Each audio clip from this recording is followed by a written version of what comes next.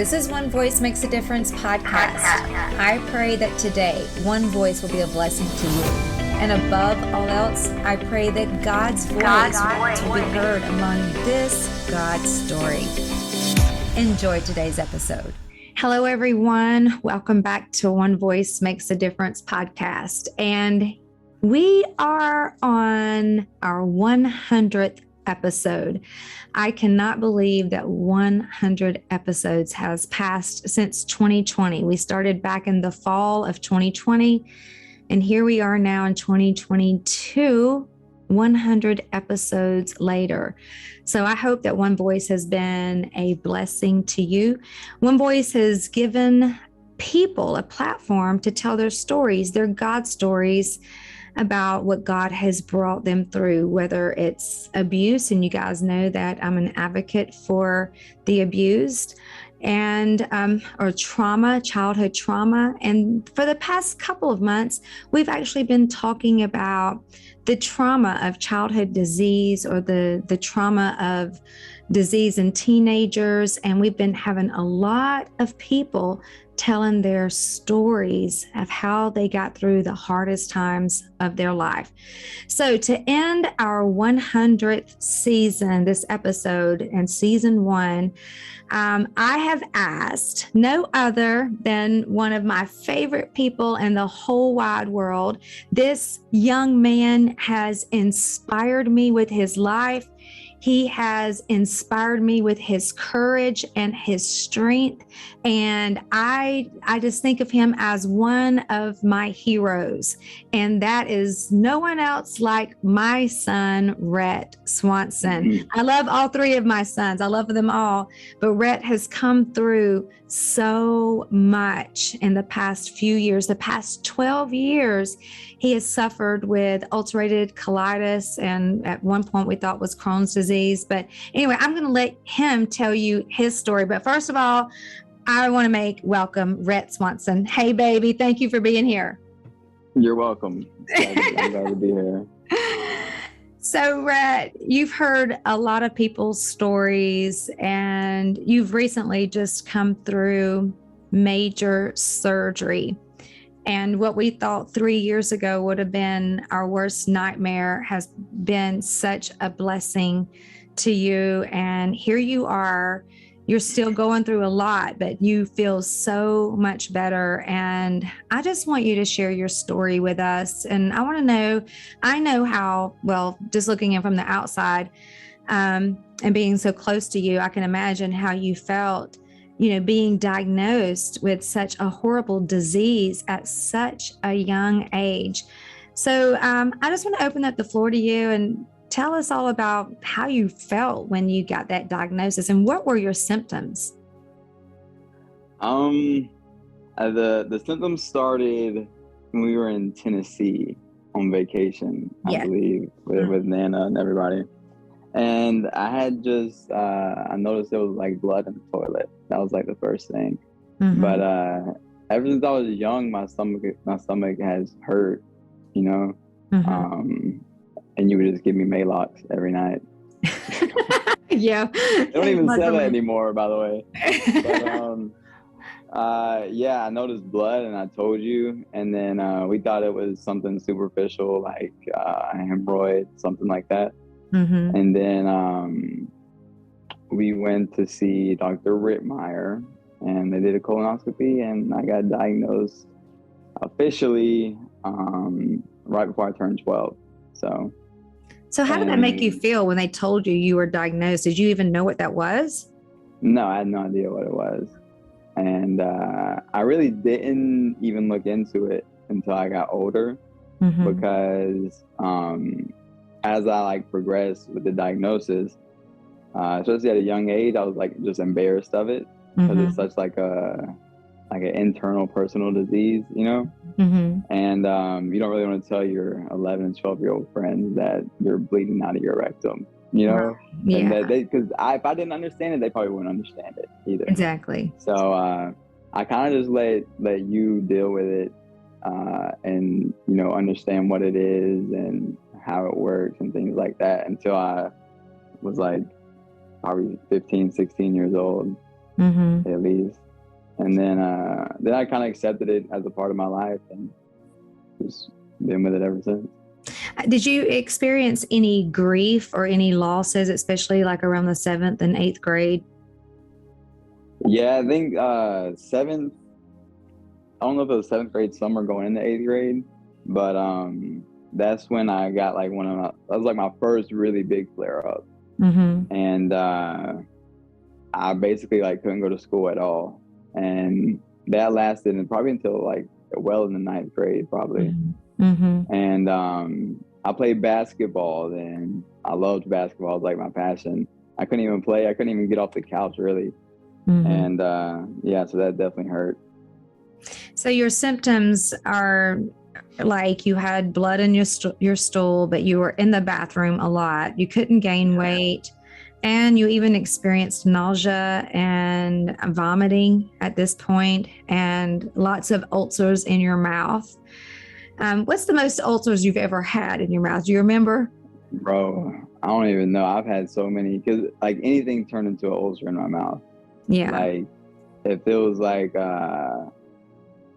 even like cereal would form like ulcers in my mouth. Like if anything got raw in my mouth, the roof of my mouth, my cheeks, below my tongue, on my tongue, those are the worst ulcers.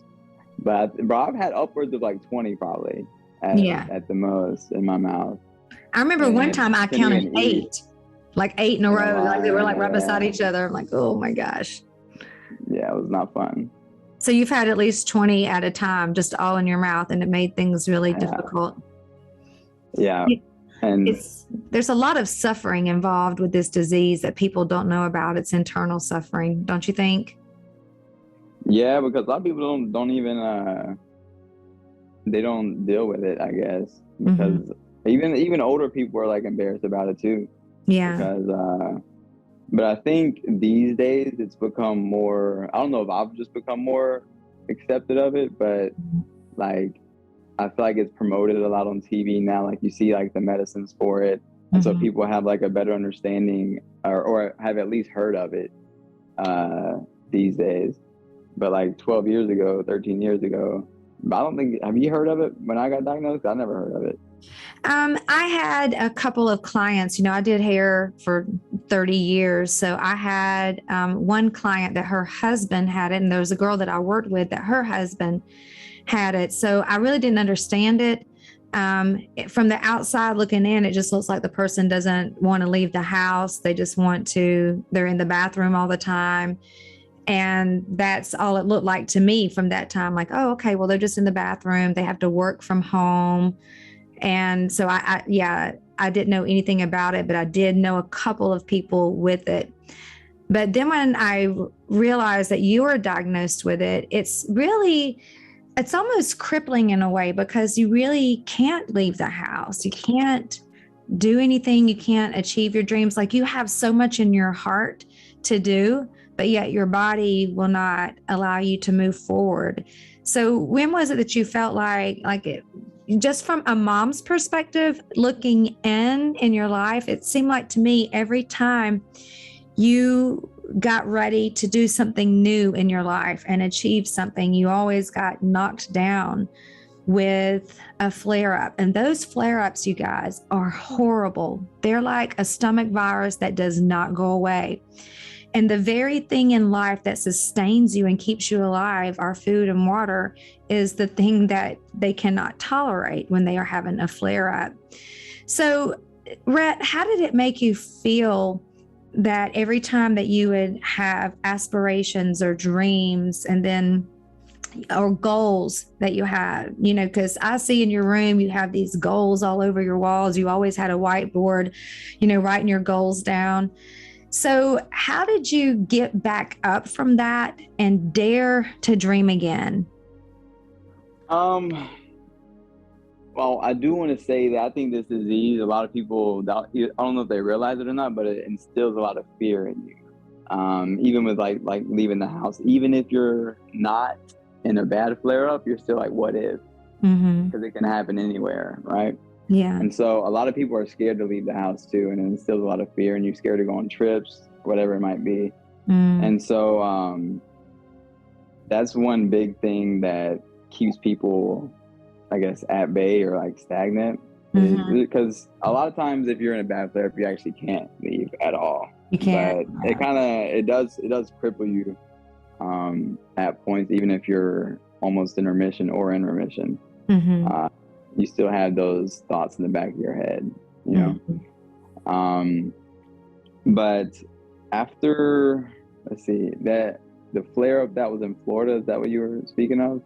Well, even like from basketball, I remember you were homebound, but I remember you playing basketball in the 9th grade at Statesboro High School, and then you had to go on homebound again. So you were in homebound in 7th, 8th grade, and then again after the 9th grade. And I actually homeschooled you for a year and a half after that. So the years that you could have been playing basketball and you were really, really good at it, it's like you said, well, I can't do that now because I'm too sick. So how did you, when you got to feeling better and you graduated from high school, how did you put that behind you and dare to go into real estate and do the next thing? I think you just got to accept the reality of things. Like that's the cards I was dealt, and I can either complain about it or I can get up and go do stuff and, you know, just keep trying. And that's just kind of the mindset I had about it with basketball, especially going through high school. Probably like 9th grade summer, I accepted like, all right, basketball, I can play it for fun, but competitively it's not really going to go anywhere. Right. And so I still played it, but I just did it for fun. Right. And I don't know, once you accept something, it's kind of like it doesn't really have that effect on you anymore, you know. Like when you accept you have the disease, instead of like ignoring it or saying like you wish you didn't have it, whatever, then you then have like the ability to move forward with it, even like by taking care of yourself and taking care of the disease, because you have to accept it to take care of it. And so yeah, that's kind of what I did in high school, because that's when I started getting like more independent with it. And learning about it myself all throughout high school. So that's definitely what I did through high school to get through it. And so as part of the things how you got through it too, we went to see a different doctor in Jacksonville, Florida, Dr. Tawfiq, and he showed us a lot. But one of the things that Rhett had to do that I thought was really hard, and it was hard for me, is to give those Humira shots to you, because you were on all these biologic medicine. Biologics, yeah. Yes. The Humira was the worst, just because of the pain from it. Yes. Oh my God. Whelps and stuff. And you got your first 3 in your leg, right? I think it was 4, like leg, and then each side of the stomach. That's right. That's when I first got it. Oh my God. But you know, I actually found out the other week that they make pain-free Humira shots now. Oh my gosh, really? Yeah, so it doesn't hurt. Whatever was in it that like stung or hurt, it's not there anymore. I was talking to one of my friends, and they said they had been on it for years. So it's not anything new, I guess. It's been around for a few years. I wish I had that when I was younger. Exactly, and the thing is, they told us to give it to you in the fattest part of your body, which would be your stomach. But you were so thin, there was no fat there. And I remember having to pinch your skin. And then one of the nurses said, I want you to throw it like a dart. And I'm like, but you don't understand. I'm a terrible dart thrower. Like, I miss it. I miss the mark every time. I'm terrible at it. So I'm not a nurse, never been trained to do it, but being around you and just looking, I had to learn how to give you a shot and give it to you in your stomach, because it was painful. And there would be times that I would mess up, and the medicine would get under your skin. And you remember that one time it bubbled out. It's like, oh my gosh, that was terrible.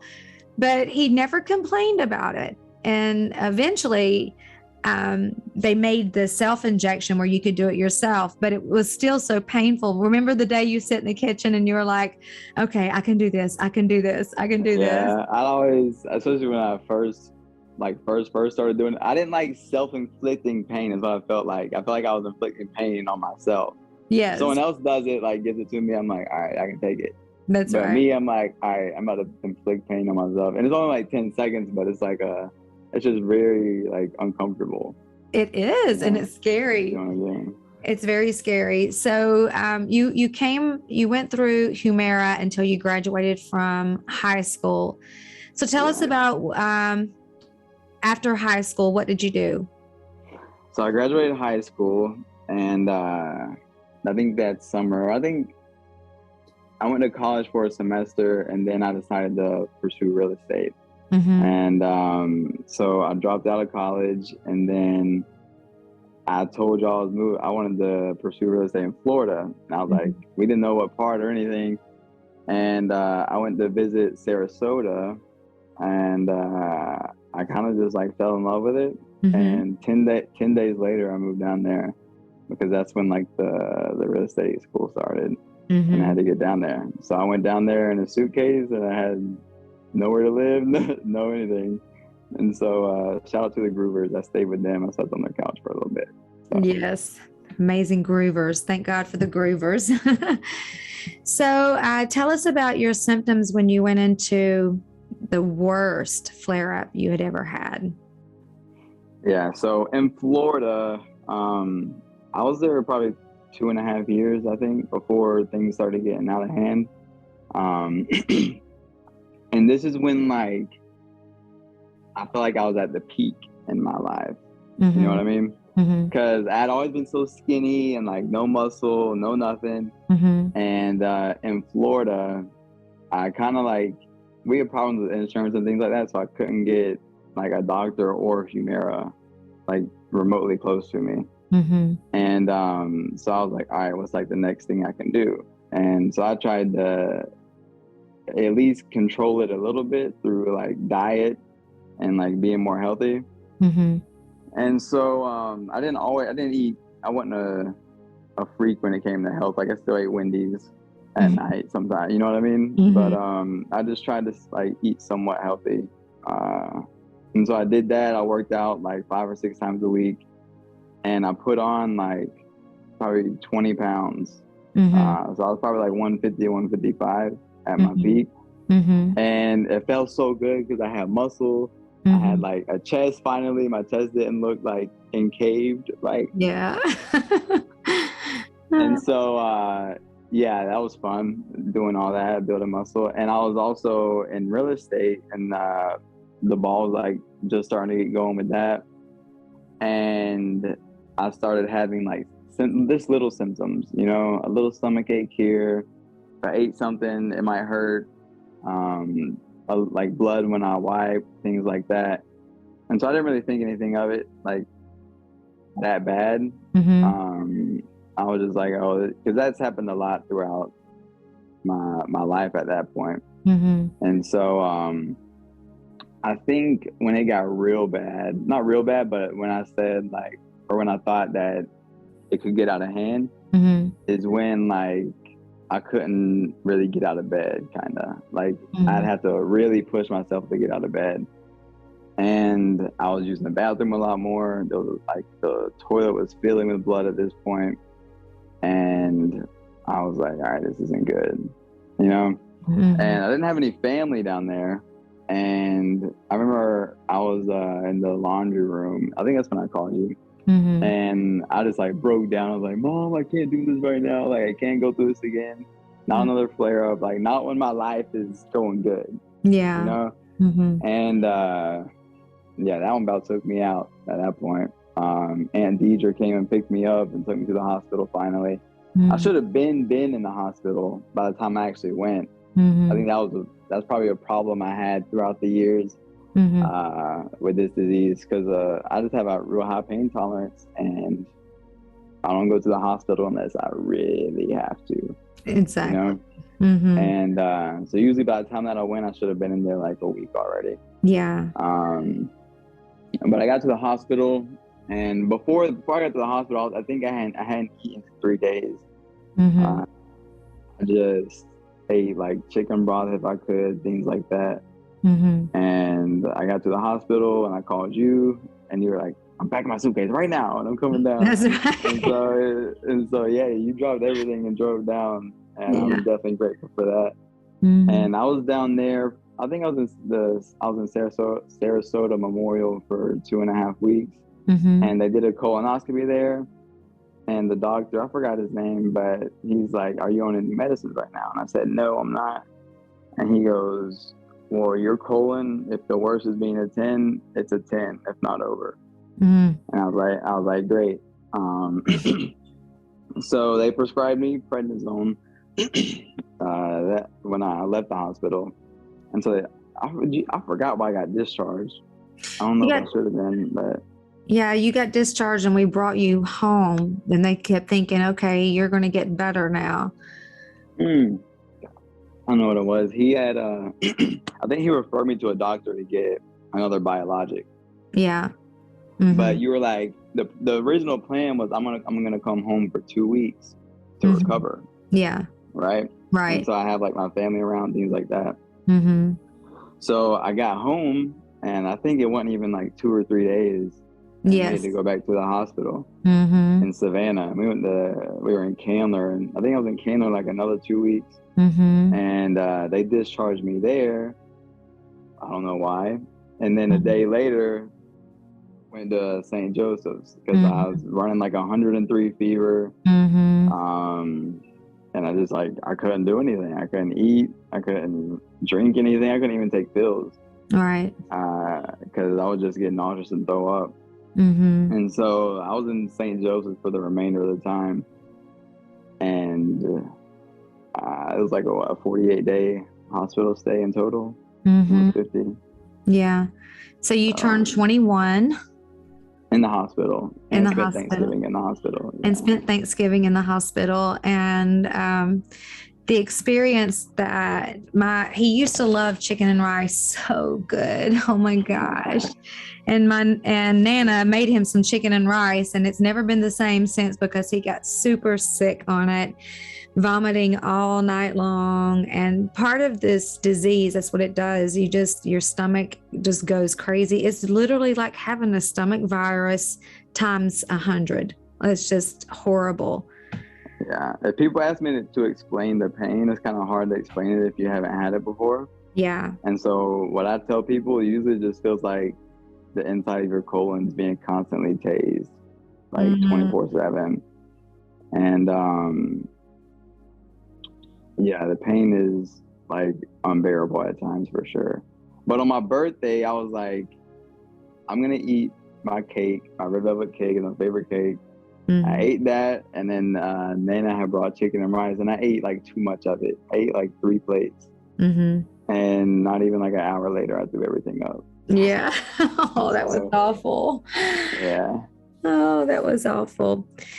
So, those were some really dark times. How did you feel emotionally and spiritually during that time? Because I remember at one point, because you would go to the hospital and you'd come back home and you'd go back in, and then you'd come back home, and we had many, many people praying for you. And I remember at one point we were about to take you back to the hospital.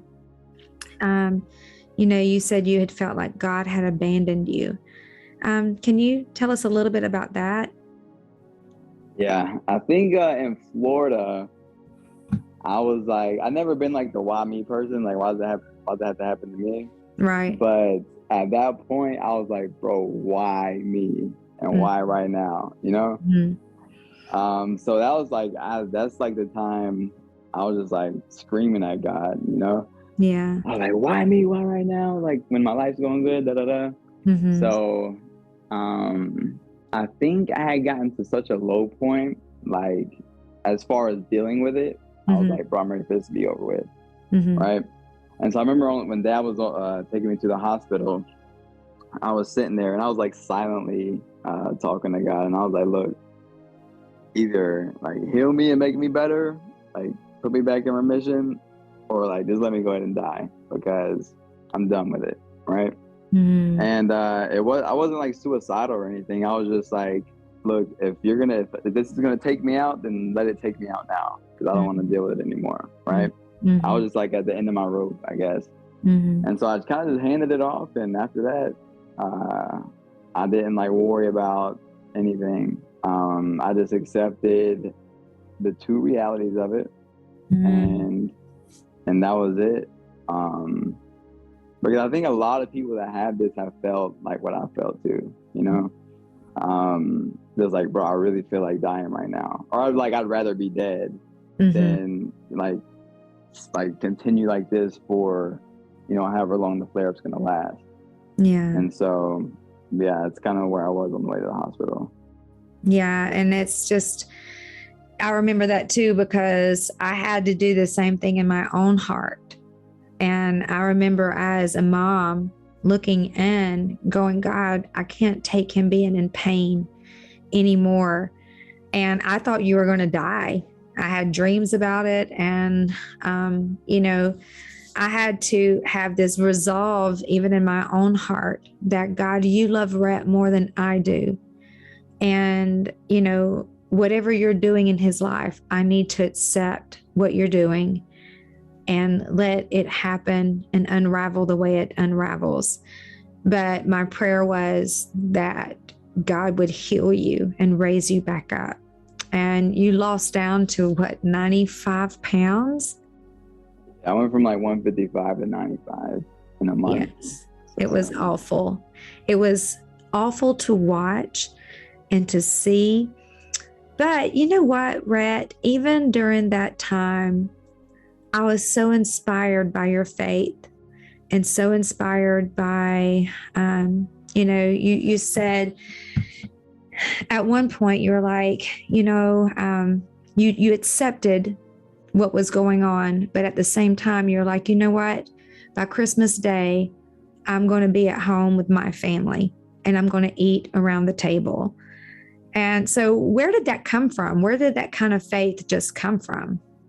I think it came from accepting it. Accepting something doesn't mean you're giving up on it or just going to let whatever happen. That is, accepting it just means I'm not ignoring it anymore, and I'm accepting the reality of it and what I am going through. And once you accept it, you, like I said, once you accept something, you can then work through it. And you kind of like, once you accept like the options and the reality of things, then you never really have that worry or fear, you know? Yeah. And so during that time, obviously I couldn't eat. I was on TPN. And that already like I feel like I missed out on a lot because like my birthday and Thanksgiving and all that. And so I remember I was just sitting in the hospital and I randomly opened the calendar app on my phone. And I was looking at the calendar and the 21st just like stuck out to me. Of December. Yeah, of December. And I was like, 21st. I was like, I just had like an epiphany, really. Like, I was like, I'm going to be home the 21st. And I think I said that like mid-December, like December 10th or 11th, something like that. And at that point, I had started Entyvio at this point. I had already had my first infusion. And my doctor, he was like, look, Entyvio takes a long time to actually take effect, like full effect, like 6 months to a year. And so he's like, we still have some obstacles to get through. And I remember he came in the room, he was like, look, you're not getting any better, so like we really need to start considering surgery. And I just like broke down. I was like, no, like that was my worst fear, like ever, right? And it would have been temporary. It was a diverted ileostomy, so they would have just gave my whole large intestine a break to try to heal. Right. And but my worst fear, like growing up with the disease, is like having an ileostomy bag. Yeah. Like that was just like that was the one thing I probably hadn't accepted. You know, was that. And so I remember like we looked up videos of it on YouTube and like just trying to get familiar with it. And I just broke down and like cried to you. I was like, Mom, I can't do this. I can't, I don't want to have surgery, like anything like that. And the doctor I told all the doctors that came in, the hospitalists, like my GI, I was like, I'm going home the 21st. And they were like, what? They were just like, what? Like how? You know, like they're like, okay, that's fine. But they didn't really like question. They questioned it, but they're not going to say you're not going home, you know? And so they were like, well, let's wait and see. Yeah. And when my doctors brought up surgery, I said, dude, just give me a week. I was like, he said, if you don't get better in a week, then we're consulting a surgeon. Mm-hmm. And I said, okay, you have a deal. Actually, I just remember at first when he first said surgery, I was like, let's do it. I was like, just do it. And he goes, Rhett, you don't want to like think about it like that. It's a major surgery. Take a day or two to think about it. And that's when like I like broke down. I was like, I don't want a bag, all that stuff. Mm-hmm. And so he said, if you don't get better in a week, we're gonna consult a surgeon. And I said, okay, that's fine. And that week, probably like 3 days into after he said that, I like miraculously just started turning around. And it started off little by little, like I would just feel better one day. And I still had down days through that, but overall it was like an uptrend, Yeah. Yeah. And by the time the 21st came, they thought I'd be sent home with TPN, and I'd have to have a nurse at home, helping me do it and things like that. Mm-hmm. But I told them, like, I'm not going home on TPN. I'm eating for Christmas because Mm-hmm. you always make chocolate syrup and biscuit on Christmas Eve, and I really wanted to eat that. That's right. So yeah, I told them, I was like, bro, I'm not gonna be on TPN when I go home, and I'm gonna be able to eat. And they were just like, okay. And so the 21st came around, and I had I don't think I had any like blood in my stool by then. Like nothing. Like it just like turned around. Obviously, I was still in bad shape. Mm-hmm. Just from like the toll it took on me over the month and a half. Right. But I was able to go home, and the 21st came around, and they took my blood again, and they were like, oh, you gotta have a blood transfusion. Which sometimes like you have to stay overnight to see how you react to it, things like that. Mm-hmm. And I was like, dang, I wonder if I was right, if I'm gonna be on the 21st. Mm-hmm. But they gave it to me, and like within like 2 or 3 hours, they were like, I think we're gonna discharge you. And so they sent me home the 21st. Wow. And it felt weird being home, I'm not gonna lie. Yeah. After being in the hospital for so long. Yeah. It felt good to have some fresh air for once. It was the first time I've been outside in a couple months. How long. Yeah. So I spent Christmas with my family, which was awesome. Yeah. I ate food finally for the first time. I was tolerating food by the time I left, but it just felt good to be able to eat, Yeah. Yeah. Yeah. That whole thing just was just God. It was just a God thing, and God brought you through that. So you were on Entyvio and another biologics, right? Yeah, I started off on, or back in the day, it was like Remicade, Humira, and Entyvio. Mm-hmm. But throughout all the years, like it was never just those medicines. I was always on dual therapy with it. Yeah. Like it'd be Remicade and something else. Yeah. Or Humira and something else. Entyvio and something else. Yeah. Along with prednisone. So. Yeah. So you guys, coming out of a hospital like that is no joke. I'm telling you, it was, even though he was home, it was really hard because you have to now start coming off of all the medications. You can't cold turkey come off prednisone, and you can't cold turkey come off all the pain medication. So I learned a lot, and Rhett did too, also, because we were like on top of things. Now, Rhett, a lot of people that have diseases like this, because they're in so much pain, they get addicted to opioids. And we just want to make sure you don't get addicted. If you ever feel like you're getting addicted, let's keep our communication lines open. Talk to me, if you want to go to a therapist, you want to see someone, make sure we just keep everything open. And Rhett was so determined not to be addicted that he poured them all down the toilet. I don't know what possessed him that day. That was a bad choice. Yes. But my GI doctor gave me a pep talk, opioids and things like that. Yeah. And he was like shaking. I think he was scared for me because in the hospital, I was on Dilaudid. They give me Dilaudid like every 2 hours. Yeah. And Jesus. And I was 95 pounds too at the time.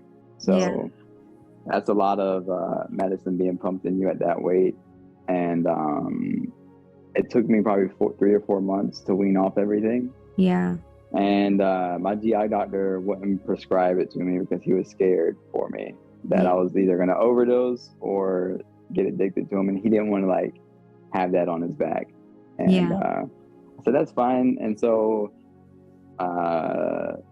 Deline, our primary care and our good friend, she took care of me during that time. And I had to sign a lot of forms for the opioids. And I was on it for probably 3 or 4 months, and just slowly tapering off of it. And probably like 2 or 3 weeks in, I think, that's when I threw everything away down the toilet. And I got in bed that night, and I had cold sweats. I was shaking. I was nauseous. Like I was having like severe like withdrawal symptoms. Yes. And I couldn't sleep, nothing like that. And so I called Dr. Deline. I was like, yo, like, I'm having like really bad withdrawals. And she's like, where's your medicine at? I said, about that. I flushed it. And she like gave me another pep talk, or like, you can't do that. And this is why, da da da.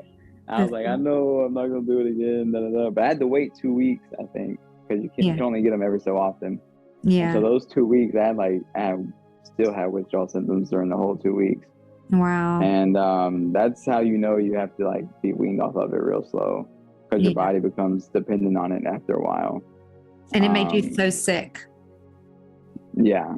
And even if like you're like, I was never fiending for the medicine at all.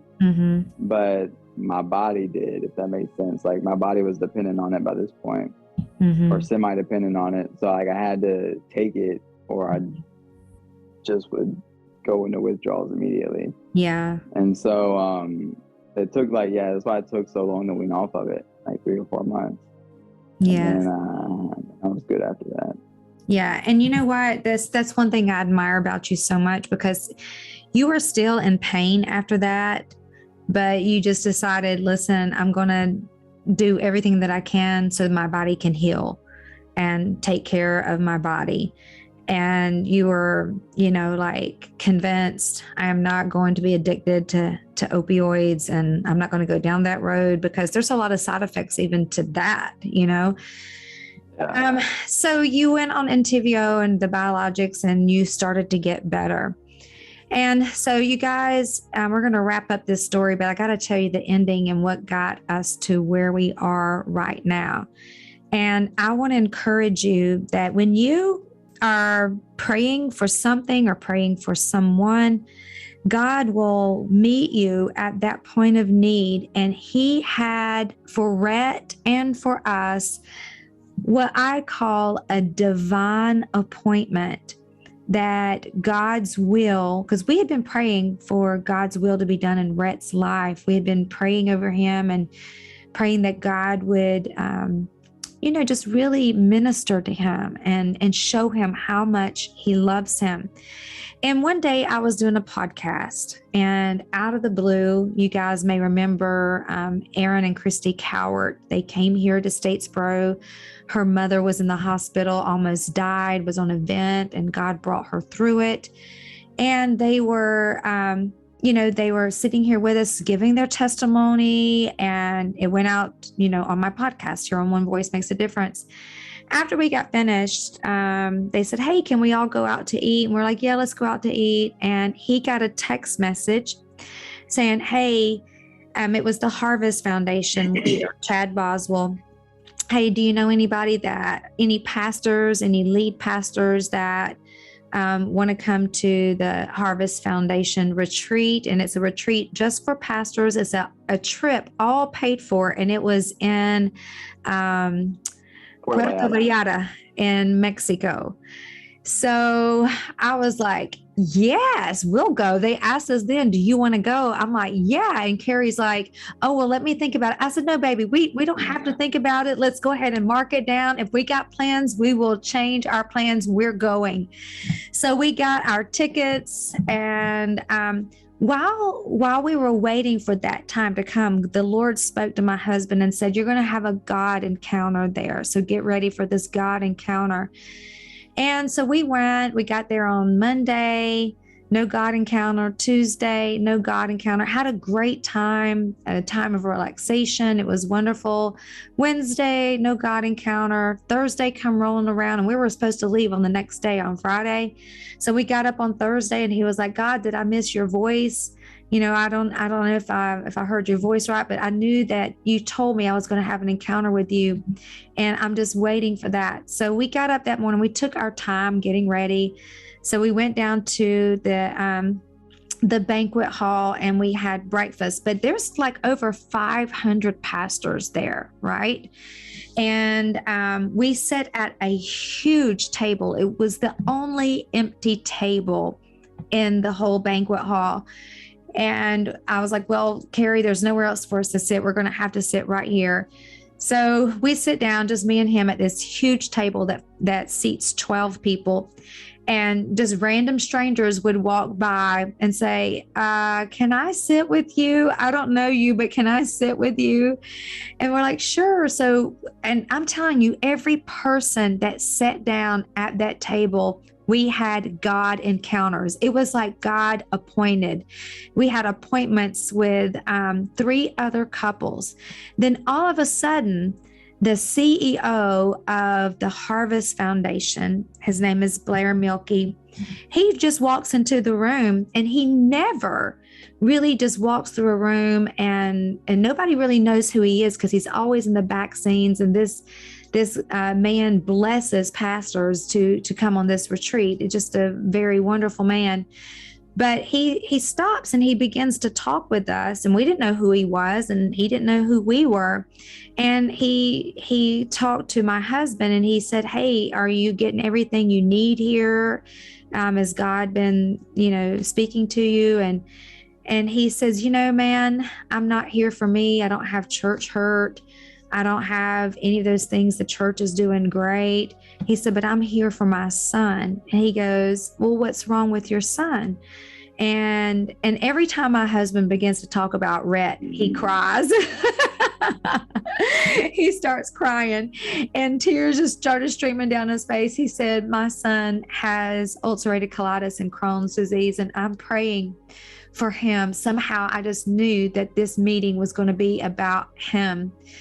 And Blair Milkey, he gets like 2 inches from his face, and he says, me too.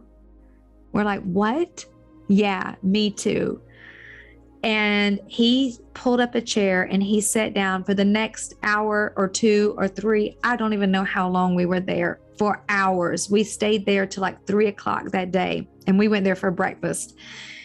And we talked, and he said, I want you to tell your son he's going to get his life back. I'm going to connect him with my surgeon. Tell your son I'm going to pour into him. He said, I don't ever give my phone number out, but you get in touch with this man. I want Rhett's phone number. I'm going to call him. I'm going to pour into his life. So first of all, Rhett, did he call you? What has Blair done for you in this time? He did. And at first, when he texted, I think he texted me first and said, hey, I'm so-and-so, da-da-da. And I was going on a birthday trip at this point. Me and my friends went to Cancun. I told him I'd call him when I get back. And probably like 2 weeks after I got back, I called him, and we talked for probably close to 2 hours the first time. And just getting to know each other, what we've both been through and things like that. And then at that point, I was like in decent shape. I was in remission. I wasn't technically in remission, but like I was having a little bit of symptoms, but nothing crazy. Like I could do anything, And so after that, that was in November. And so probably by the time January came around, I was starting to get a little worse. And then March was when like it just kind of skyrocketed. And we would talk throughout this whole time, you know, every 2 or 3 weeks or so. But all the conversations are always like an hour long minimum. Yeah. Yeah, when I started getting real sick, he would tell me about, you know, the surgery he had, and I had never heard of it up to this point. I always thought I couldn't have surgery from what the doctors told me, because they're like, oh no, we can't do it because like the disease in your rectum, da da da.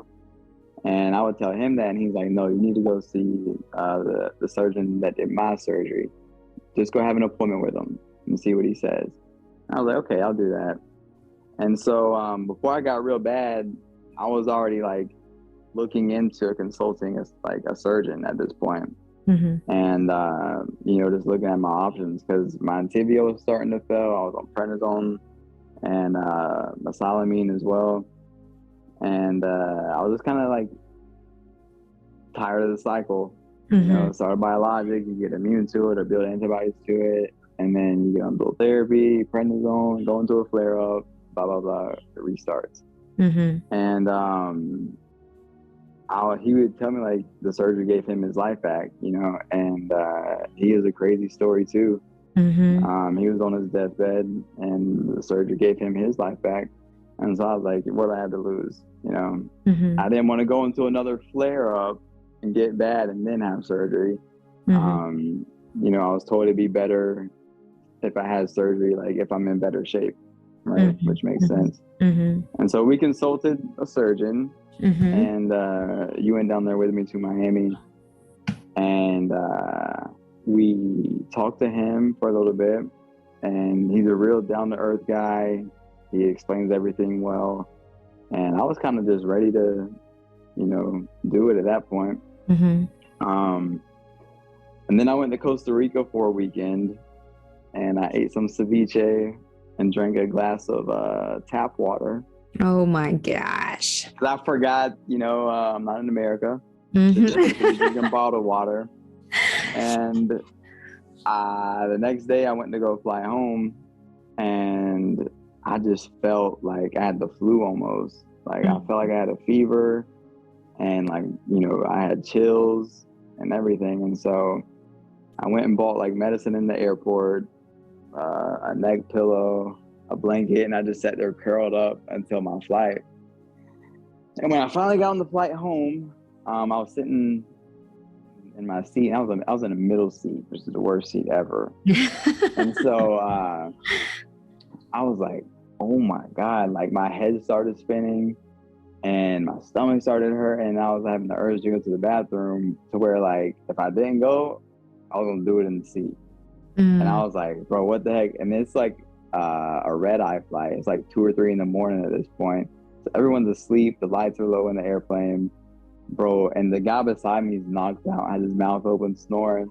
And so I literally like take my seatbelt off and I jump over him, and I run to the back of the plane. I'm literally running, and I'm hitting everybody on the way there at 3 in the morning. They're sleeping because like my head is spinning, and I'm just running. I was like, I just gotta make it to the bathroom. And I get there, and it was just bad. It was just like nothing but like blood coming out. That's it. And I was like, what the heck? And so from then till I got to the airport in Savannah, I had used the bathroom like at least 9 times. And I drove home to Statesboro, and as soon as Dad saw me, he was like, bro, you look awful. You were white as a sheet. Yeah. And I was like, yeah, I don't really feel good. I think I have something. I don't know. And so I ended up having Colitis E. coli, and which sent me into the worst flare-up. I just never recovered from it. And that sent me into another month-long hospital stay. And throughout the time, I was talking to Blair as well, and because I had a few breakdowns, throughout it. And so he was real encouraging, and would always let me see like the light at the end of the tunnel, if that made sense. So I definitely owe a lot to him. He definitely helped me through it a lot. Even you know, he even came to Florida when or Miami when I was having surgery and stayed with me for a few days down there, and we got to talk and things like that. And then post-op, he told me like what to expect, you know, having an ileostomy and things like that. So I was kind of looking into surgery by the time I had it, so I wasn't real surprised. It wasn't a surprise ileostomy like some people have to get. I was just in really bad shape by the time I got it, which I didn't want to be, but that's just how the cards played. Yeah. And, you know, I was like 104 pounds at this point. So, yeah, I just had to surgery. I moved. Well, actually, it was kind of a headache getting to Florida, but we won't get into that. I got to Florida finally. And, it was a nightmare. Within a day and a half, I had the surgery. Had my colon removed. So. Yes. So, and how are you feeling now? I feel 100 times better. I'm not even lying. Even when you wake up from surgery, it's kind of like, oh, it's gone. Like the pain's gone. You know, it's a weird feeling. Yeah. But I think anyone who's had the surgery would know, like, oh, like I don't really have that constant pain anymore. Like that was all gone. And it took me like I was post-op 2 weeks in the hospital, and I had like an ileus, which is never fun. So I got over that, and then when they saw I was walking okay and tolerating foods, they said I could go home. And so coming home, that's like a whole nother recovery process aside from like surgery. Surgery in general. The post-op pain wasn't that bad, but it was really like walking with like a hunchback because I guess the staples are so tight. I don't know. And like I have a hunchback, and if you stretch up at all, it feels like all your organs are just being like stretched out like this. So it kind of hurts. You gotta get used to it. But I felt so much better after the fact. Even that I was able to eat. Like I was like, oh, I'm really. It's kind of surreal. Like, oh, I'm really eating right now. Yeah, and you didn't have any pain from it, except for the ileus, which thank God you got past that. That was like a nightmare. If you guys don't know what an ileus is, it's where when you have a stoma is when they take a part of your small intestine and pull it outside of your body, and then you have a bag. You connect the bag to it, and that's where everything empties out into that bag. So it took us a while to learn how to do that, but somehow food, the only thing I can think of how to explain it is it just got clogged and the food wouldn't come through. It was, so basically the ileus is not like a blockage where something can't come out. The ileus is basically where your small intestine is like asleep, is how I've been told. And it just hasn't woken up yet, either from the anesthesia or whatever. And so me and Ryan, we stuffed our face the night I got it. Of course, my luck, ate so much. And I was like, dang, I feel real nauseous, and my stomach got hard and things like that. And I threw up all night, throwing all of it up. They tried to put it in after surgery. Yeah, and it's so, bro, my stomach hurt. Not my stomach, the incision hurt so bad. Yeah.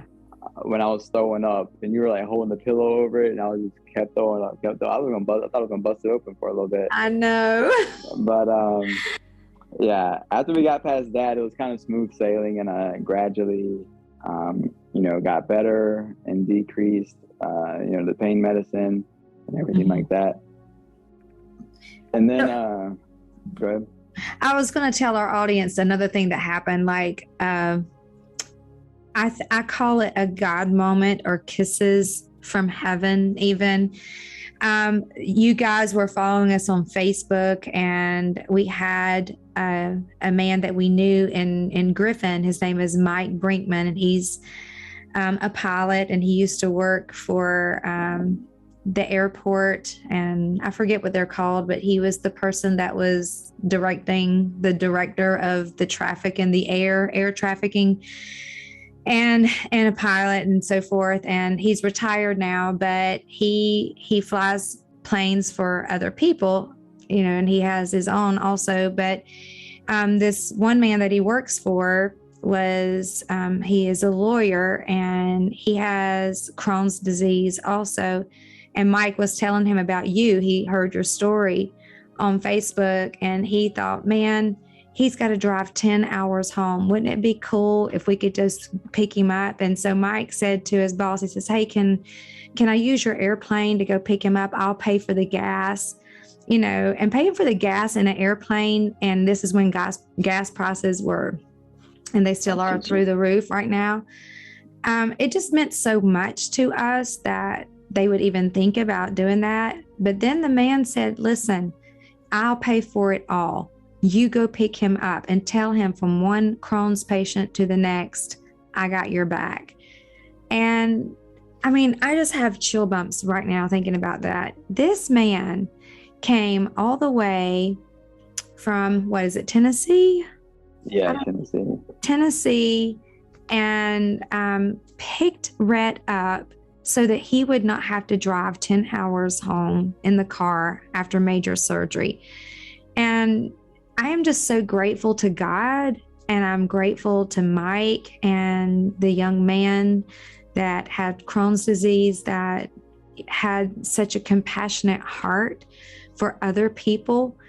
And I think that's what this disease does too, Rhett. I think if you could get anything, think of when life gives you lemons, you make lemonade, right?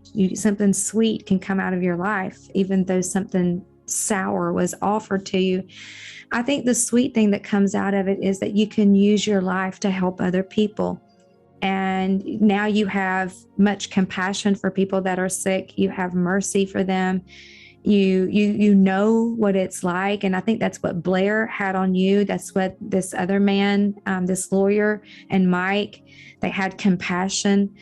And now I just was so grateful for that. And I was so moved of just the love of God and the connection of people, of how important it is to have people and to have a voice in your life, someone talking you through stuff. And now Rhett has started a face group page for young people that have ileostomy. Is it Facebook? You said face page, I think. Oh, sorry. It's a Facebook Facebook group. Yeah. For those that have ulcerated colitis, Crohn's disease, or the ones that have the colostomy, the J pouch, or the ileostomy. And how many people do you have on your group now? So it started because when I came home, I joined like so many groups because I didn't really know like what to do or how to take care of it. It was all a learning process, right? Mm-hmm. And so I joined probably like 10 or 12 groups, and I noticed that there was like, no offense, but the median age was much older. Yes. Right? Uh-huh. And so I feel like it's easier to relate if you have the disease to someone that's your age, mm-hmm. and like in the same, like almost in the same, chapter of life as you, age-wise. Mm-hmm. And so I made a post in there one time. I was like, basically, is there any young people in here that have it too? And there was like a bunch of comments came flooding in, right? And we decided to start, just a little group like for everyone that commented. Mm-hmm. And we're started like a week and a half ago. We're at like 60 people right now from it. Wow. So it's just a small little community to share, mm-hmm. Things you're going through, or if you have any questions about it, because we have people in there that's, just got diagnosed, and there's people in there that are young, but they've also had it like 13 years, mm-hmm. Mm-hmm. and people that have had surgery, people that haven't had surgery, people that's done with the J pouch and have it, people that are, currently have an ileostomy. So mm-hmm. it's a very diverse group mm-hmm. of people. So that's awesome. And how old are you, Rhett? 24. 24. You'll be 25 in November this year. So what is the age group? Just in case someone is listening and they're like, you know what, I have I've had this disease or I have an ileostomy. How can I get in touch with Rhett, or how can I be in this group? How would they get in contact with you? They can just message me on Facebook or Instagram, either one, and then I'll send them the link. The age is from, I want to say 17 to 30, I think it is. Wow. Wonderful. Well, Rhett, thank you so much for telling your story. Again, I want to tell you, I admire you so much. I know that I'm your mom, but just looking at your life and how God's hand is upon your life. And even though, and the beautiful thing, and when I asked Rhett at first, I said, Rhett, hey, can you be on my podcast? And he says, yeah, I'll be on it, but I want to wait till it's all done. Like after I have the J-pouch surgery and everything. And so for the past couple of months, I've been doing other people, but now he's gotten more comfortable and he's feeling better. And what I really admire about him is he decided to go ahead and tell a story even when it's not done. He still has the bag right now. We go back in for surgery in September, October. Not sure. We have an appointment in September and we'll know then after that. But, your faith is strong. You're very optimistic and you're getting stronger. You're gaining weight. You look good. You look healthy. Just your nights and days are mixed up. That happens coming out of the hospital.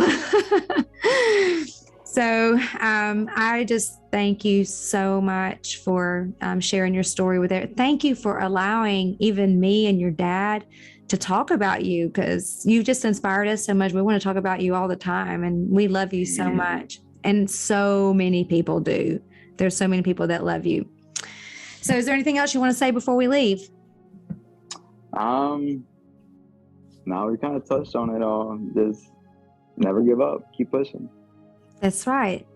You are a living testimony. That's right. Never give up and keep pushing. Well, you guys, I really appreciate you joining us, and thank you for all of your support, your love, and we just wanted to bring recognition to this disease and to ileostomies, and bring awareness to people of what people are going through. So we want to encourage you, never give up. God has a divine appointment for you. God loves you so much, and you just got to keep the faith. And whatever it takes, connect with someone, talk with someone, keep the faith, be optimistic about your life, because God is very optimistic about your life, and he knows the outcome, and he knows the plans that he has for you. So thank you for listening to One Voice. I'll see you guys next week. Bye. Thank you for listening to One Voice Makes a Difference. It is our prayer that through this episode, God has given you a new hope and inspiration to come out of darkness, break the silence, and tell somebody, so his light and healing power may begin working in you. If you would like to connect with Janet, visit her website at janetswanson.org. Finally, if you are currently in crisis, please call the 24/7 crisis hotline at 1-800-273-8255 or visit suicidepreventionlifeline.org. Don't hesitate. Your voice and your life matters.